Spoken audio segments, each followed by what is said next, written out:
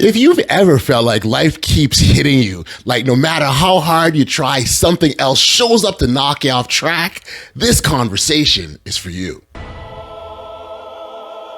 Driven by purpose, fueled by passion, my words got power, my thoughts have action, motivation, stay gracious, that's greatness, be audacious, motivation, be audacious, innovation, be audacious, inspiration, be bold, motivation, be audacious. Adversity gives us strength. It is our advantage, as long as we know how to reshape and reframe it to look through a different lens. And self-doubt, when people let that creep in and they don't have an environment where there's a positive people, that's hard to deal with, when you're kind of stuck in your own head and then you don't have support system.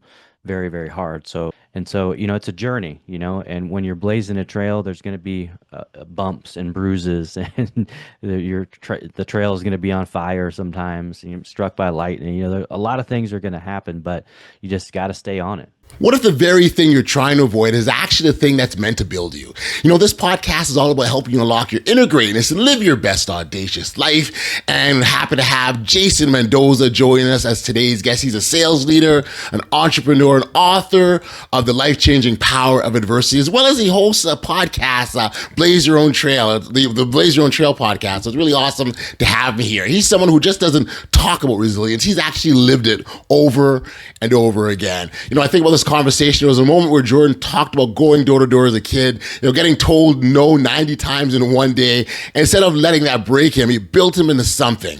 And I actually found myself thinking, because a lot of people don't fail because they can't do it. They fail because they won't stay in it long enough. This one's real, folks. Let's get into it. Here's my chat with Jordan Mendoza. Enjoy.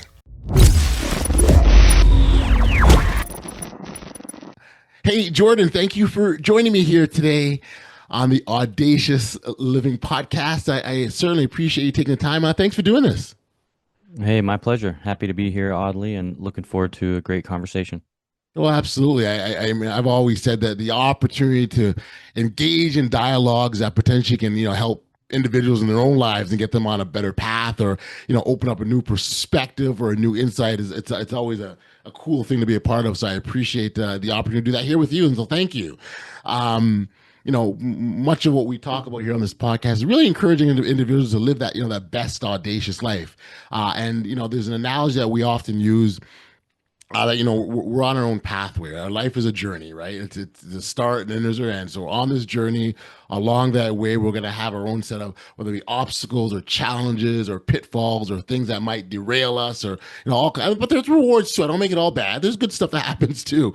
But certainly, our ability to get past, the quote unquote bad stuff, is really key to living that audacious life. And and we've got to demonstrate that audacity to get through those things. And so, and why it makes sense to have you here, because, a lot of your core messages is around turning, adversity, into your advantage, so to speak. And so, I think when we can reframe what our struggles truly are, that can help us to get past or through them or over them that much quicker. And so, maybe as a starting point, I'll get you to introduce yourself to our audience, talk about the work that you do and what's got you to the point that you're at now. Yeah, awesome. Appreciate the opportunity to be here again, Audley. And so I'm Jordan Mendoza. I am a husband. I'm a father of 6. I've got 4 boys, 2 girls, from 1 year old over to our oldest will be 21 at the end of the year. So from diapers to the workforce. So if you want any parenting advice from 1 to 20, we've got a couple nuggets for you. Been parents for 20 plus years, which is pretty crazy to say because I still feel like I'm 20 something myself. So it sounds like you have a built-in babysitter there, at least. Yeah, when they want to be. If you're any parents that are listening, you know what I'm talking about. It's like everyone's like, yeah, you got all these kids, you got built-in babysitter, but like, hey, you remember when you were a kid? Did you want to really watch your siblings? Or did you I want to got be a it. knucklehead and go off with your friends? So, Yeah. uh, so again, we've learned that lesson too, that hey, you have these, but do they really want to do it? And then all of a sudden, the dollar amount that they asked for in 2025 is way different than I got back when I was, in the Inflation, man, 90s. inflation. That inflation it'll hit you hard. But no, so I been in sales for about 30 years now. I started with my first job for the Oregonian newspaper at 14, going door to door. And if I can say that that is the foundation for everything that I'm doing today, Wow. because when you can go out for 2 or 3 hours and go talk to 100 people and have 90 of them tell you no, there's a lot that you can learn from that. And I remember my first day, I learned that I could sit on a curb with my head between my legs because I didn't get a single That's right. yes, and I was so upset about it. And so I learned that, man, I could be real in my feelings when I want to. But I did go back the next day and I did eventually pick it up. And man, it is really worth its weight in gold, the things that you can learn when you're Yep. face to face with another human being. And Yes. the Yes. lessons that I learned all those years ago, they still are applicable to today. And unfortunately, most of the population has forgotten these things, like how to smile, how to look people in the eyes, how to have an enthusiasm with what you're doing in life. And so a lot of those same principles, I threw them in my latest book, The Life-Changing Power of Adversity, because I'm a big believer, and you hit it on the head. Adversity gives us strength. It is our advantage, as long as we know how to reshape and reframe it to look through a different lens. And so Right. sales brought me to the property management industry. Had a 15-year career there, five of it on-site property management, Hmm. Hmm. and then 8 years in training and development. And that was my college. After high school, I wasn't the best student. An ADHD kid in the 90s. You're not going to Yeah. college.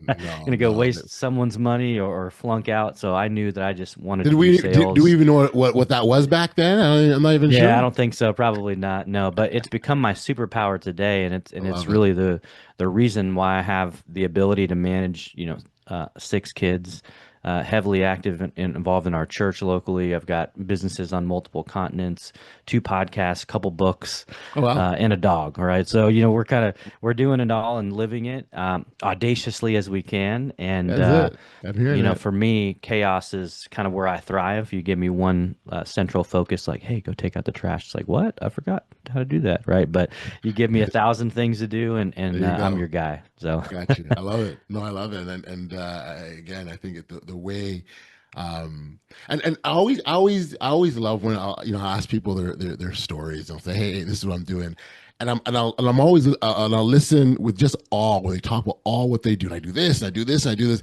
but because it's just their way of life, it's so matter of fact, right? They make it sound so. I'm like, wow, like that is a lot going on. So I'm hearing that from you for sure, for sure. You mentioned your book, and I got to tell you, that was your book is kind of where I want to start because the title, The Life Changing Power of Adversity. I think that's a brilliant title. I absolutely love it. Um, appreciate it. and I think what'll happen, you'll get a lot of people's attention. But before we get in the book, what does that title mean to you personally? Oh man, it means everything because it's I've seen it from just being a young kid, growing up with a disabled mom who had one lung, watching her face so much adversity until she eventually passed away at 54. But seeing somebody suffer like that and her attitude in the suffering, which was positive, she wasn't a victim of her circumstances. She Hmm. figured out how to make ends meet, even though she had everything stacked against her. Right. That's the queen of adversity right there. She dealt with it really well with a smile on her face and beat the odds. They said she wouldn't Yes. live to 18. They said she wouldn't have any kids. She lived to 54. She had five boys. So she, Wow. took that hand of cards she was dealt, Audley, which was a hand of jokers, and she literally turned it into a full house. And Wow. so that is the attitude that I was raised by, a woman like that. And then eventually met my dad at 12, who was a Filipino immigrant, jumped ship in the 80s to get a slice of the American dream, and Hmm. built a business for 40 years, just retired about a year and a half ago. Oh, wow. And, although I didn't meet him until I was 12, and that relationship has taken a long time to cultivate, he's taught me a lot about hard work, about, making sure you do a great job the first time, making sure that you are educated. Doesn't mean you have to go to college, but you need to educate yourself in some Yep. capacity, figure out how to get the education. And and he's such a great grandpa to his grandkids. And Love it. he just had prostate cancer, unfortunately, but they got all of it out, and he just got the all clear. So, but this is just a guy that, again, you want to talk about adversity. You come to a foreign land, you don't speak the language, you don't Totally. really know what you're going to do, and then you end up building a business and going back home to retire. So again, two really strong examples of people that faced very different paths in life, Hmm. Hmm. but were able to figure it out and do their best to provide. It's so funny when as you tell that story. I'm actually just finished a draft of my book. And it's all about encouraging audacity. And chapter one is called "The Roots of Audacity." And I talk about my roots. And guess what? It's my parents. That's exact, almost similar to your Yep. story in terms of each of them individually and what they brought to the table and what they had to go overcome to get to where they're at. And yeah, what it speaks to me and what I've always, and I truly believe it, it's inside every single one of us, right? This audacious spirit we have that gets through adversity and allows us to get to the other side of these massive boulders in our pathway. Although in the moment we can't think and we don't believe that we can overcome it, but it absolutely is. It's inside each and every single one of us. The key is to tap into it. From your perspective, what do you think is holding people back from being able to go, "Hey, I can do this"? What do you think the issue is? Yeah, I think there's a few things. Well, one obviously is, self-doubt. When people let that creep in and they don't have an environment where there's a positive people, yeah, that's hard to deal with. When you're kind of stuck in your own head and then you don't have support system, very, very hard. So, I think the other thing is that people are taking everything for face value, and you can't, you just can't. I just kind of live by like, hey, I just don't take life that seriously. Things are going bad things are happen, good things are happen. I'm just kind of stay as level as I can. But again, that's a mindset choice. Mm, And there's a lot of people that are choosing the opposite. They're choosing to kind of stay where they right. are. And I know that because I've been there. I've been Sure. the guy that chose to stay there, right? But it doesn't mean that it was easy to claw your way back out. But if you don't have support system, if you don't have community, if you Mm, don't have faith to lean on, those things are what have helped pull me out, over yep. the years. But I can imagine if people don't have firm foundations and they don't have some of the systems and the things in place that can help them, it would become very, very hard. Yeah. Oh, absolutely. I agree with you. One of the things that I would say, later on in my development, I wish I had this concept earlier on, but on the latter part of your will, I use this analogy of life being a series of hills and valleys, right? And so obviously the valleys aren't great. They're painful. There's disappointment. There's hurt. There's all the negative stuff that icky that we don't like, and they suck, right? But as we continue, and so if you think about it, our life is a continuum. So as we go, we're on that hill, and hill's great. It's fantastic. There's celebration. There's all the great stuff that we want to be. And then, but as the continuum goes, we kind of dip. It's just natural. It's going to happen. And even by accepting the fact that the downs are inevitable, it helps it reframe. I think it reframes it in a beautiful way because it also lets you know that it's temporary. You don't have to stay in that valley. However, there is work to get out of it.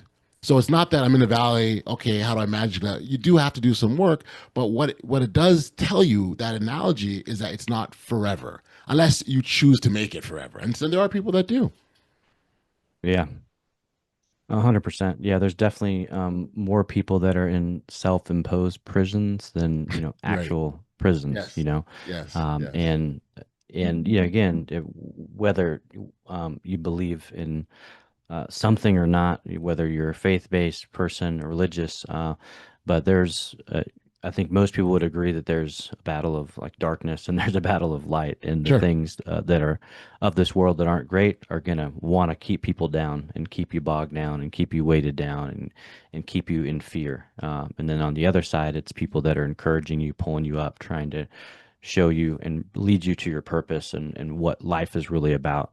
And so, but again, everybody is somewhere on that pendulum, at any given Yes. day.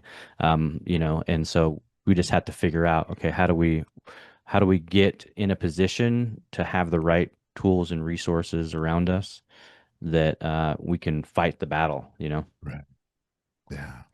I told you how much I love the title of your book. I also love the title of, I guess, your podcast, and you got a consulting company called Blaze Your Own Trail. Again, another powerful, powerful title, great imagery, really motivating. So talk about what was the launch pad to get that going? Yeah, so it's interesting when I tell the story, but the podcast was born before the consulting business. Okay. So Blaze Your Own Trail podcast launched that January 1st of 2020, not knowing there was going to be this global pandemic that was about to happen, which became a very big advantage for a brand new podcast, by the way. I'll talk a little bit about that here in a bit. Well, And I will also share this podcast started December of 2019. There we go. So Perfect. Yeah, great timing as well. So the show, growing up in the Pacific Northwest, hometown Portland kid, my team was the Portland Trailblazers. oh So yeah, it was very easy to come up with my name of the podcast because I've always been fascinated with Trailblazers, Lewis and Clark, Sacagawea, Abraham Lincoln, Martin Luther King, these people that have just gone against the grain of what normal society would do, and they kind of blaze their own trail. So I was always so fascinated with that. So being a Trailblazer fan, blaze your own trail, it really made sense to sure. combine those to create the show. And I knew that I wanted to interview Trailblazers. I wanted to interview people that have gone through things and made it to the other side and could share that story so that they could encourage other future Trailblazers. And then eventually I said, you know what? I've been doing a lot of things and helping a lot of people. I know I can encourage people on the trail through solo episodes. So I started doing sales coaching and marketing and tips and encouragement and helping people as well. And so since January of 2020, you fast forward, we're almost 6 years in. We're doing a couple 100,000 downloads now a month. I remember we did like 20 a month total. Yeah. Now we're in that top 2% globally, and reaching a lot of people, sponsorships, and so it's a journey, and when you're blazing a trail, there's going to be bumps and bruises, and the trail is going to be on fire sometimes, struck by lightning. A lot of things are going to happen, but you just got to stay on it. Yeah. You may get bumped off for a little bit, and you got to figure out how to get back on. But no Trailblazer's path looks the same. Everyone is different. And the journey of the Trailblazers. By the way, I was a big Trailblazer fan as well. I still upset that Drexler didn't get his ring against Jordan in the finals. But that's a whole other story. Yeah. Inspired by Trailblazer, inspired us so much. And there over my shoulder you'll see the bold framework, and it's an analogy that we use for sort of living your best audacious life. And it's actually an acronym. The B stands for better than yesterday, which is really encouraging you to outlive what you did yesterday. So you climbed that mountain, it was fantastic, it was great. What are you gonna do tomorrow, right? So better than yesterday. The O in that framework is, and something that you can appreciate, is outlasting adversity. We know it's going to come. We know the challenge is going to be there, but you got to get to that other side, because that's kind of where the greatness lies. The L is for live your truth, which really ties into authenticity, being who you're supposed to be on that journey of life that I talked about earlier. And the D is what I wanted to spark me to explain this to you, because the D is very much about disrupting the norm. There is going to be a path that many follow, and you as a trailblazer will have to disrupt the norm and go in a different direction. And I think of people like the Wright brothers or Thomas Edison, like 3,000 attempts to make light bulb spark, and it was a 3,001st that made it happen, kind of a deal. So that's key. I think that's key in our overall development. And then what happens, you blaze your trail, you create a pathway that others to follow. And I think that's the beautiful part, because now you're creating possibilities, and you're inspiring others to follow you on your own journey. So I thought I'd just share that with you. Yeah, no, that's awesome. I'm glad that called that out because that's true. My goal is to inspire other people and show them that, hey, if this knucklehead can do it, because along the way, you always hear about people's success, but I've failed so many more Of times, course, made yeah, so many mistakes, so yeah, many losses, so many bad investments, and that's the fun part about it is it doesn't matter what your last at bat is because you could hit a grand slam on the next one. that's right, You just never know. that's right, that's Because right. one of my companies is in Belgium and it's been, a 3 year grind, 3.5 years building this startup. But it's one of probably 20 that I've tried to launch, and 18 of them have flopped, right? Right, But this right. one now is, we're got investors, so we've got building, growing the team. I'm in Belgium every 6 weeks. It's rolling. Mm, But again, all of the other previous losses have helped me get to a point yes, to building the right team and putting kind of assembling the right people together to get to success. yeah, yeah, And all of the other people involved, they all had plenty of startups that didn't work out, so you sure, sure. combine the L's, they equal W's later, That's right, that's right. No, they because if everybody absolutely. can actually take the lessons and then put those together and to form this great team, that's when you see exponential growth a lot quicker than you anticipated. Well, I'll tell you, if you take those two L's and put them together, that looks like a W to me. If you ask me, right? That's what it is. And so, Yep, that's it. I think you're absolutely right. And I think, yeah, I've heard individuals talk about treating life like an experiment, right? Life is an experiment. You try this, it didn't work. Now you know for next time you try again. Like there's no inventor, there's no experimenter that will expect to hit it out of the park the very first time. They're actually shocked. And I think Yep. what I believe, often they're looking for those failures, those losses, those unsuccessful attempts, because that's where the greatest learnings come from. Right, that's where the greatest learnings come from, and so I think the idea of, and I think again, that's just a mindset shift, right? You shift your mindset to think, okay, let's try this. Let's pay attention to the failures. Let's pay attention to what doesn't work our way, because that will make the biggest difference for us. Yeah, and that's actually one of the chapters in my book is just a bunch of quotes that I've like rambled off to my wife over the years, and I was like, yeah, let me throw them in the book. She thought these were interesting as she like laughs at me at the same time. Like, yep, if she thought it was funny, then it's good enough to go in here. And so one of them I put in, to your point, was mistakes are the puzzle pieces to success. The more we make, the bigger puzzle we can solve. And so that's kind of the Yeah, mindset that I live by. Yeah, does it get me in trouble? Yes, of course it does. But I'm willing to accept the slap on the wrist to make the attempt, to do something like you said, out of the ordinary, something that no one's going to think about. Like every time I go to like a store, I'm like, "Hey, do you guys have employee discounts?" They're like, "Yep." I'm like, I'm not an employee, but can I use yours? And they just start laughing. And sometimes I get the discount, but you don't get what you don't ask for. And that's like you true. said, you got to have fun in life. That's it. You got to bring, as my good friend Amberly Lago, who I think would be an amazing guest for your show, she says, you have to be a joy sparker. You have to Ah, spark joy within other people. And yeah, it's just so true, right? love it. The world is, everybody's like looking down. They've got tunnel vision or telephone vision, whatever you want to Yes, call it, yes, and yes. nobody's like looking at each other. So, That's right. the first instinct for most people when you even like look at them is they kind of like either look away, you know, or they're just like, what are you doing? And That's it's right. like, hey, how about like eyes up? Hey, Yeah, there's humans around here. We're not in robot land yet. We're getting closer, yeah, but yeah, we're yeah. still humans. Interact with each other. You'd be very surprised at the conversations that can happen. And Oh man, I was just on a flight back from Belgium, and for 7 hours, I networked with a guy, and we're gonna collaborate on some stuff. And I got a client that is gonna be a good partner for him, and he's invited me out on a boat in Norway. Like these things don't happen if you're stuck in your phone. that's You right. got to actually Absolutely communicate right. with people. Those are the conversations my youngest son, I have with him all the time about, if the most important thing that you can do is sharpen your people relation skills and being a That's communicator. it. And he's hearing it from me all the time, and I always say, if there's this one thing you ever learned from me, man, figure that piece out, figure that piece out, and that will be a difference maker in your life. And I so agree, and he agrees, and he's following a little bit. And it's funny every so often, I'll see him do something like, "Oh, what? Well, you made that happen. You were networking, right?" And he's just 19. It's cool, but yeah, it's fun to watch. I'm curious if you can identify, and if one exists, kind of a pivotal moment in your life when adversity sort of changed kind of direction of where you're going. Oh man, I would say there's so many of those moments, but Mm, one of them that was pretty impactful.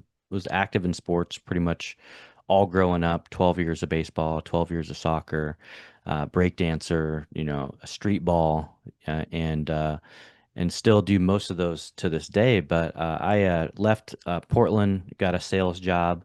It brought me to California, and in California, I had an opportunity to open a sales office in New Jersey. And so there's a whole bunch of us caravanning across the United States, doing the scenic route as you do as 18 to 24-year-olds. And so we went to California, to Nevada, to Arizona, to Utah, and just kind of zigzagged our way up to I-80, which it goes all the way across our country. And right. so on I-80, we got to the state of Wyoming, and my buddy Jeremy was driving. I was in the back, kind of like sitting sideways with boxes and stuff in this big Chevy King Cab pickup truck. My friend Kara and Freddie were in the front, and it was about 4 something in the morning. I had already fallen asleep, and then our buddy Jeremy, who was driving, he falls asleep at the wheel. And when he fell Mm. asleep, or when he woke up, instead of hitting the brake, he hit the gas. We sped up to about 70 miles an hour, Oh, and the wow. truck just started flipping multiple times. And then, Wow. boom, the truck hit the ground. And so, as the dust kind of clears, I was able to get out. Our other friends got out. We looked where our friend Jeremy was sitting, and there was a giant hole in the windshield. And he'd gotten ejected about 25 yards from where the truck landed. And so all of us were searching for him. Eventually found him. He stood up like a zombie and fell on the ground, and we were just like, "This is not good." And so our saving grace, though, oddly, is there were some off-duty EMTs. They just happened to be coming back from a conference, and they had got to the scene. Were able to call a helicopter for our friend. He was life flighted to Casper, and that's the moment when I started smelling this weird smell. I don't know if you've ever smelled a lot of blood before. It smells like very irony, and Mm. so I reached on my right leg. My hand went in about a fist deep. I had a 12-inch cut on my right leg. I reached on my left leg, felt blood. 8-inch cut on my left leg. I collapsed to the ground. I was losing pints and pints of Yeah. blood. They put a heat blanket on me and they rushed me to the emergency room for surgery. And so I remember just driving on the way there. The guy he had to have been going 100. I don't know, but I remember literally I'm bleeding and I'm Yeah. like, Yeah. "Hey buddy, you're going to kill me before I get to the hospital." Laying on this board, this like board that's like it's maybe like 0 centimeters in width, I'm like, Yeah. like, dude, you're going to kill me before I can die Yeah. on this Yeah. table. Yeah. Yeah. And the guy just started laughing. I don't know why, but they eventually got me there, and then I remember they threw me on the table. They started stripping stuff off me, and I'd see all these like heads above me, and they do this countdown, and then I woke up the next morning. And when I woke up, I look over to my left. I see my buddy Branderis's face, and Mm. the reason why this is significant is in Utah. Branderis and I were in the Walmart parking lot, oddly, and we almost literally got in a fist fight. And we were fighting over, guess what? Parking Who was spot. going to sit in the cool truck. And I won. So when I opened my eyes after that Right. surgery, Right. I looked to my left. I said, "Hey, I'm glad it was me." Yeah. Because I thought in Wow. that moment, what if he would have been in that truck? Yeah. Because if you looked at the truck after I got out, where I was supposed to be sitting, I didn't have my Yeah. seatbelt on, so I was able to maneuver. It was Yes. completely crushed in like a Wow. can. So I just said, Wow. man, I think I was supposed to be in there, Wow. because God knew that I could handle this. I could get out on the other side. And so that was probably a big Mm. pivotal moment for me because, as an athlete and active in sports, they were telling me, "Hey, you may not be able to walk." And I was like, Yeah. "No, no, That's no, right. we're not doing this. No." So I went from the walker to a wheelchair to crutches to Yeah. I had 52 staples between my two legs, rebuilt muscle with laser surgery, Wow. and by the grace of God, made a 6-month full recovery. Wow. And honestly, I tell people the most painful part of the whole thing was actually getting those 52 staples removed. Was Mm. actually more painful because I didn't feel the surgery. I was out. I was Yeah, knocked out in yeah, the yeah, surgery, yeah, but yeah, yeah. man, they at least when I got them removed, it was the 2000. They you go in and the lady just uses this little like hook thing, just just yanks them out your leg. Hey, So as hey. much as you feel like that should be healed within 6 months, it hurts really, really bad, you know? Right. Oh And man. so Oh that was, man.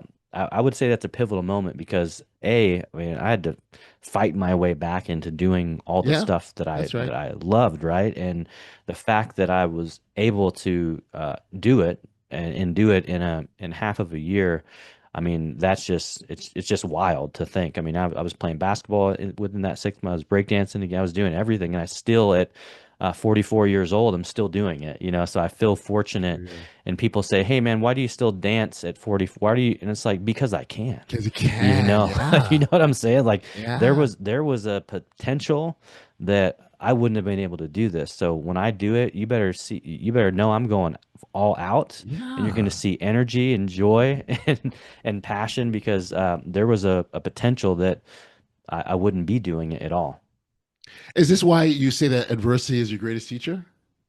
That's it. Yeah. Yeah. It really introduces us to ourselves. You know, it shows us, you know, what we're actually capable of. Well, it's Mm. like you said, and this is a quote on the back of this one series of Oregon Ducks jerseys. It said, "You versus yesterday," right? Yeah.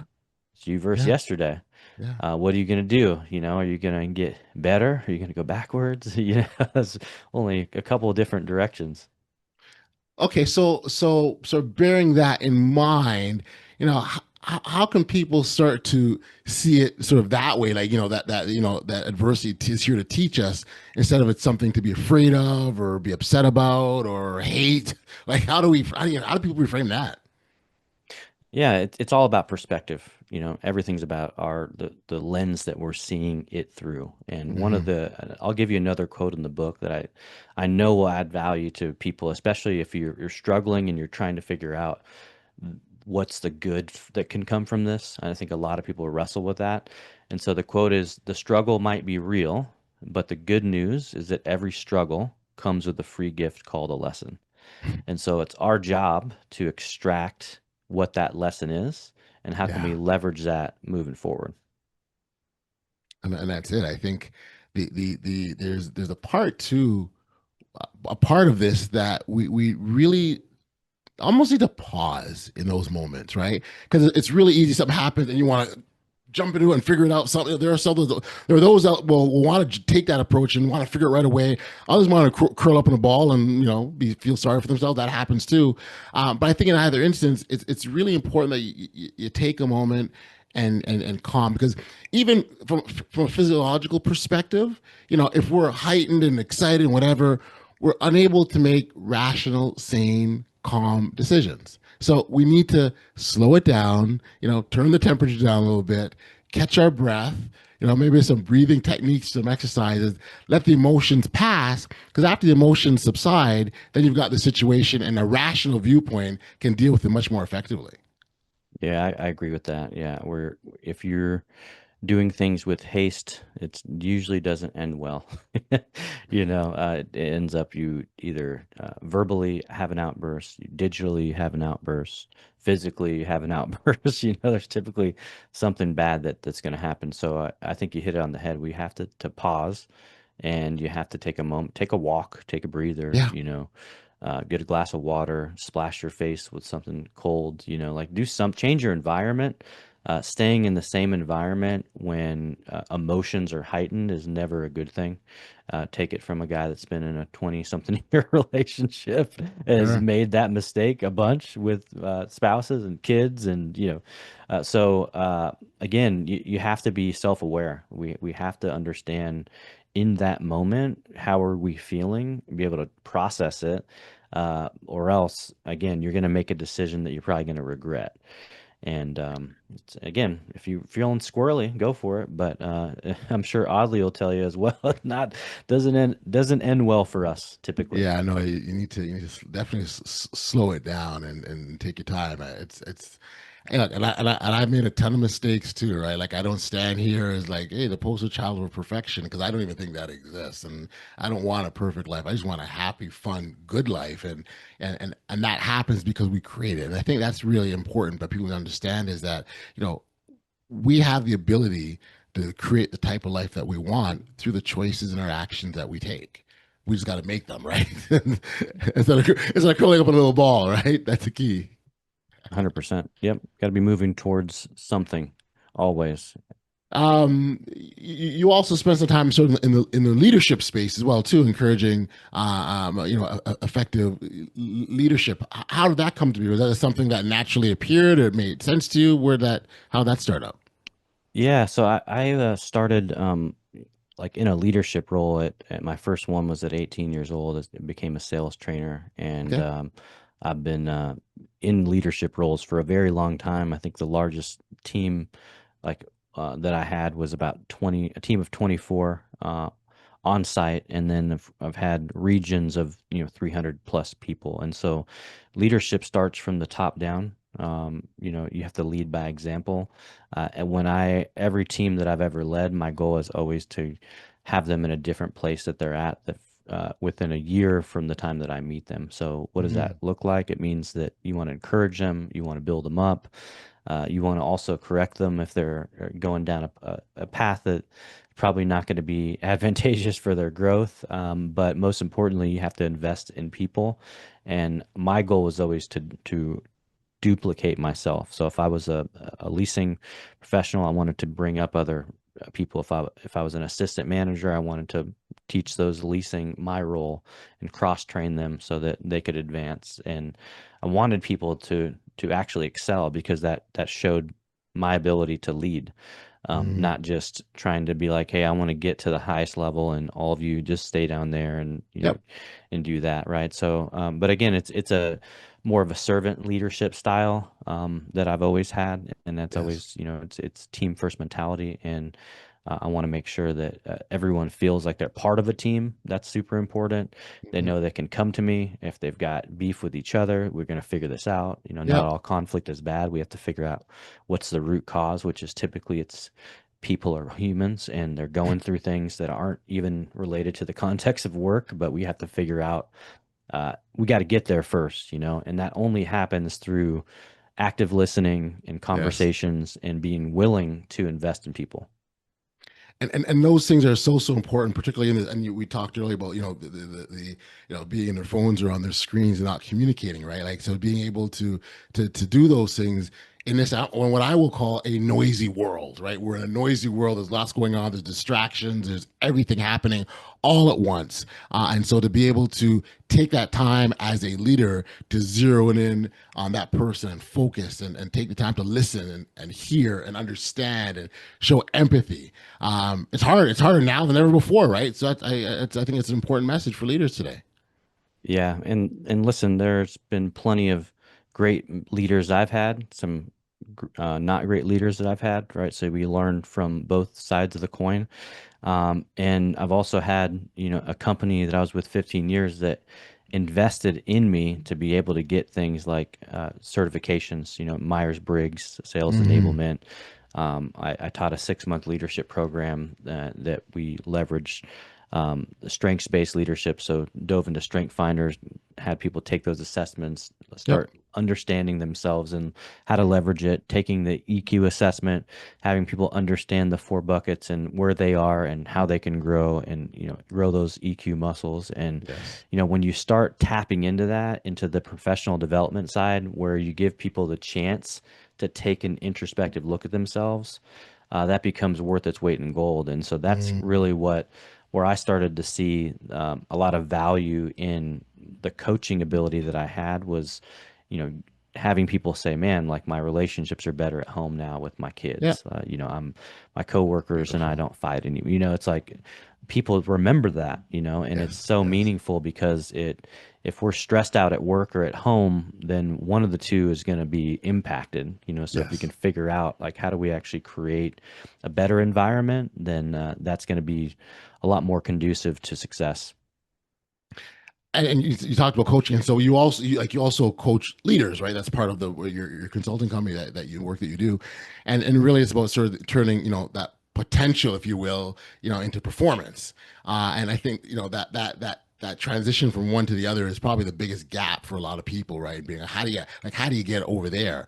Um, I'm imagining a mindset shift is part of that answer. Or perhaps you can enlighten me, like Yeah. what makes sense for I would people. say 90% of the people that end up hiring me have a confidence issue.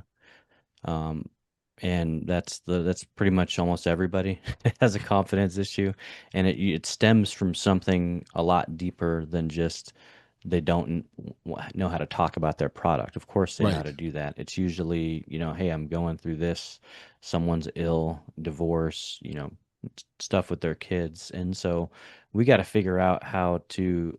Yes, those things are happening for sure. We can't discount the things that these are happening, but you got to make a choice that while these are still going on, that if this is something that you're serious about growing and investing in, then you need to be able to flip that switch, right? So that's kind of where the beginning would start is like, we got to get you back to a place to where you're ready to start investing in this thing, knowing that your bandwidth is severely drained over here.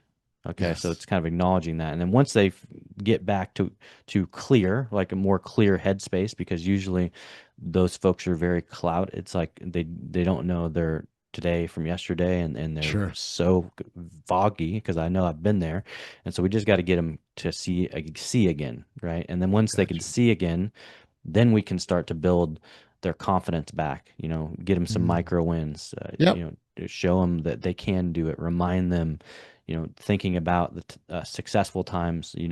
All of those things, and then we get them out and doing activities and actions that they can actually see the ball moving down the field again. Yes. Because It's a big when you're deal. stuck, you're not moving forward. You're just kind of stuck in the mud. And so once you get out of the mud, and now we got to actually start to do something to get the juices primed again and have the muscle memory eventually kick in to where they're like, oh yeah, I could do this. Yeah. So that's where I would say is most people come to me is it's a confidence issue, Yep. and we got to figure out how to get them back to square one so that we can start moving forward. And I think that the point around the confidence being the issue is just so fascinating because you would think that the most effective leaders are confident, they are sure of themselves, they can make decisions, they're not second guessing. But that's not been your experience. It's No, not at all. Yeah, because again, we can look confident on the outside, but at the end of sure. the day, if you have somebody that you're looking to invest in to help you, then you got to start getting real with yourself. You got to Mm, really take inventory. You got to look yourself in the mirror, and I've got a way of getting it out of people as well. good. But I think that's part of my job. Because not everybody's a good fit, Right. but it doesn't mean they might not be a good fit later. Yep. Or they may not know someone that really needs that type of help, because again, we're going to put in the work.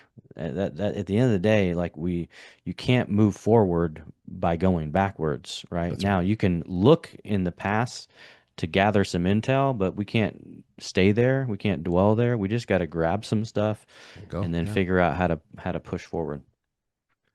I'd love to hear you mentioned sort of bandwidth earlier. I'd love to hear how, with all that you do, how you're able to leverage your business and the podcast and make it all fit your book. I mean, you got a lot of things going on. How do you leverage each other, or do you keep them independently separate? Man, yeah. So first off, prayer, faith, having faith that things are going to be working out. That for sure. Next thing is my wife, who's just a rock star, and she is the strength in all my weaknesses. So like I'm terrible at admin, she's awesome at it. I suck at math, she's great at it. Terrible with cooking and managing the kids, she's awesome at it. So without her partnership, and her ability to manage a lot of the things that would absolutely just not be well for me, because I've done them and it doesn't end up well. You don't want me Right. burning the Right. house down, you know? But so that you have to have that, you know, you have to have a partner that's Sure. you're invested in each other. You know that the days are going to be crazy, and you know every 6 weeks I'm in Europe, and then she's got to man the fort with that. So, but you know it, right? And so you have to build around it, and it takes a village, as they say. And then other than that, it's you know, creating systems and processes. Um, for someone that is not a very structured person, I can have very structured systems and processes Yep. because I just have to build it once. You know, it's like a Right. set it and forget it type thing versus if you ask me to kind of give you my daily schedule, it's not happening. It's not gonna I'm, happen. I'll be like, whatever's on my calendar, yeah. Yeah. that's Yeah. my Yeah. schedule. Yeah. So Yeah. again, you know, the culmination of those three things is what enables me to be able to do all the crazy things that I do every day. Gotcha. I'm a fan of templates myself, right? Build it and then follow it. I'll follow it to the T till the wheels fall off. But yeah, that's the way to do it. That's how I find most effective. I guess Jordan, when you sort of think about you know, I guess the legacy and the trail that you're blazing, what do you hope people take away, you know, from your journey? Yeah, for me, it's like, hey, listen, if a kid that grew up, you know, in with a mom with one lung, super poor, you know, alcoholic, abusive stepdad, didn't meet his real dad till he was 12, almost died in a car wreck. When you talk about, I was beaten and falsely arrested at 12. I was stung by 53 bees in the fourth grade. I mean, if this guy can do it, anybody can do it. That's that's really my Right. message. Doesn't matter how big of a knucklehead you are, you can still find your own semblance of success, and not everyone's success is the same. Yeah. But for me, I feel like I haven't even got there yet. I'm still on the trail, you know, still trying to blaze it, and it's getting a lot more fun though now. So I love it. I love it. I love it. Something I like to do, and I want to do real quickly with you, quick little rapid fire lightning round here. A few questions. First yeah, thing that comes to mind. You okay? How's that feel? It feels okay with that? yeah, let's do it. Okay. So, what one word describes your mindset right now? Um, Very clear. Okay. Okay. Who inspires you the most in business and life, or life rather? Yeah, so my mom was definitely my biggest inspiration. What's the one adversity lesson you think everyone should learn? I had to go take 90 no's to the face, door to door. Favorite quote that fuels your life? Oh man. So that's a hard one because there's so many great quotes, but Yeah, I'll give you one that's would be great for our conversation today. It's around mindset. And it is an attitude of gratitude expands like latitude and longitude. I like that one. And it is very fitting. Attitude of gratitude expands like longitude and latitude. Okay, okay, okay. Okay, then lastly, if your life were a hashtag, what would it be? Hashtag blaze your own trail. It has to be. I was waiting for that one. Yeah. That's awesome. Listen, Jordan, this has been a lot of fun, and I so appreciate the insights for listeners that wanted to connect with you, learn more about your work, or grab a copy of your book. Where could we send them? We even check out the podcast too. Like, yeah, you got a lot of options there. Yeah, so I would just say, yeah, go to Amazon or Barnes and Noble or Books a Million, one of the many platforms. Just type in Jordan Mendoza. My book should pop up and check it out. If you're an Amazon Unlimited subscriber, it's $0 and 0 cents. You can get the e-version for free, or else it's just $5 or $20. And then if you're like, hey, I'd love to connect with Jordan, check out the podcast, byotpod.com. It's got all the other ways to find me, social platforms and all of that as Cool, well. cool. Make sure that the appropriate contact details in the show notes as well. So we'll do that. Hey, Jordan, like I said, this has been fantastic. Really appreciate you for being here. Love the journey, love the message, and just love the trail that you're blazing. And I really want to thank you again for being a guest in the Audacious Living Podcast. No, hey, listen, I wanted to say you did a great job as a host. Thank you for inviting me to come on the show. Definitely was a lot of fun. Now we got to get you on the Blaze Your Own Trail podcast and introduce you to that audience. So we'll be getting that on the books here soon. Say the word. I'd be happy to do it. Again, the opportunity to share, and that's a big, and that's a part of the sharing piece for me. Was really really big in all this is that because it's so easy, Jordan. It's so easy.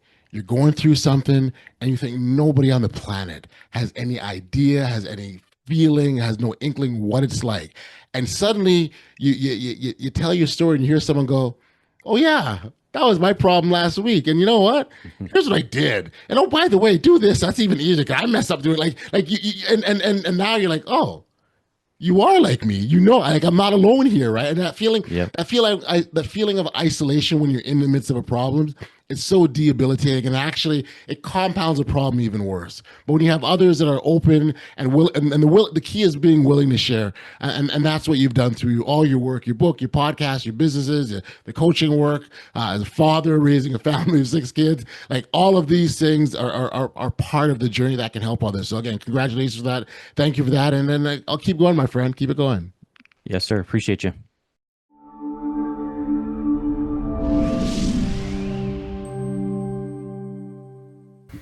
Hey, welcome back, man. There's a lot to unpack in this one, and I've got to go back to that moment where Jordan shared, sitting on the curb as a kid after getting rejected so many times, and then choosing to go back the next day is so powerful. That's not just persistence; that's identity. That's someone deciding this isn't the end of me. And the big takeaway for me is that adversity doesn't just test you; it reveals you. It shows you what you're made of, but more importantly, it shows you what you're capable of and capable of becoming.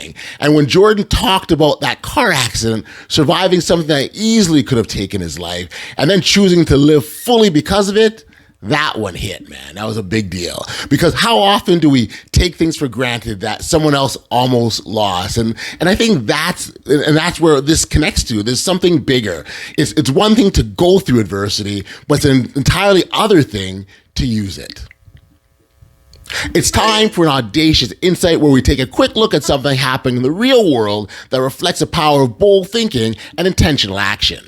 When Alex Smith returned to the NFL after a devastating leg injury that nearly ended his life, doctors doubted he even walk normally ever again. But through relentless rehab and belief, he didn't just recover. He stepped back onto the field and started games at the highest level.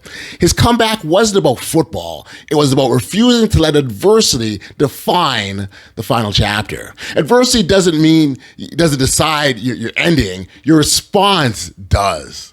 Hey, if you want to connect with Jordan directly or check out his book, The Life-Changing Power of Adversity, or head over to his podcast, Blaze Your Own Trail. All the links will be in the show notes below, and I encourage you to check it out. And if this episode resonated with you, please share it with someone who might need to hear it. Follow the show, and of course, you can leave a review because it helps us to reach even more people who are trying to find their way forward. Because sometimes the thing you're going through right now isn't there to stop you. It's there to shape you. Thanks so much for joining us, and until next time, keep living life audaciously. Driven by purpose, fueled by passion. My words got power, my thoughts have action.